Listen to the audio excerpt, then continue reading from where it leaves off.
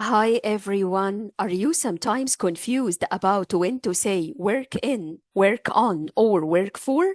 You're not alone. In today's quick lesson, I'll help you master these small but powerful expressions with real examples and answers from a real exercise. Let's go. طيب كفاية انجلش بقى يا جماعة وتعالوا نتكلم بالعربي شوية. أهلا وسهلا بيكم مرة تانية، وأنا عارفة إن في ناس كتير بتتلخبط ما بين الأفعال work in, work on, work for. ما تقلقش، انت مش لوحدك.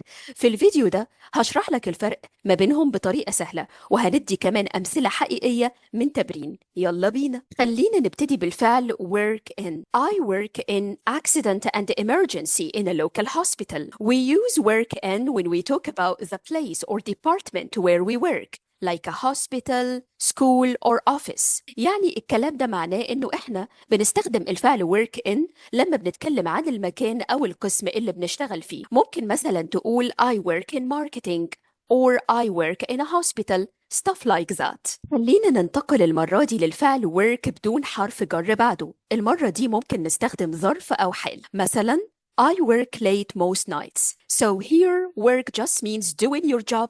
You can work late, full time or part time. يعني أنا لما أقول I work late most nights معناها إنه أنا بشتغل لوقت متأخر. يلا بينا نتكلم عن الفعل work for.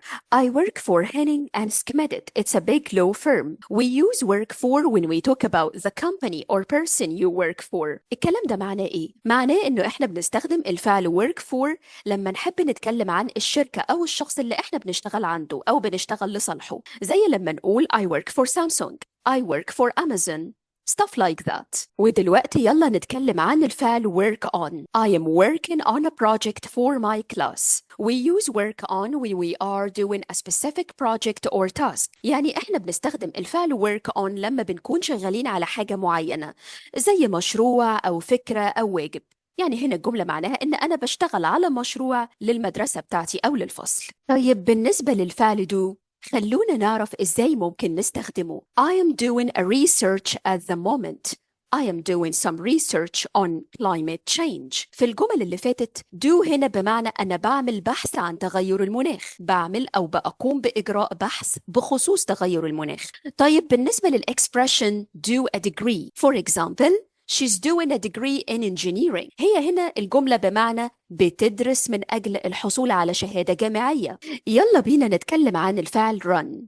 Run a business. I run my own business. To run a business means you manage or own it. You are the boss. فلما أقول I run my own business يعني أنا اللي بدير البزنس بتاعي، يعني عندي شغل خاص بيا. Now you know the difference between working on, for and more with real examples. If you found this helpful, don't forget to like, subscribe and check out my English courses for more. Want more lessons like this with real examples and simple explanations? Follow me for weekly videos and learn English the smart way. ومرة تانية بالعامية المصرية، لو حابب تتعلم إنجليزي بشكل بسيط وبأمثلة من الحياة، تابعني علشان كل أسبوع في فيديوهات جديدة، وخلي الإنجليزي سهل عليك.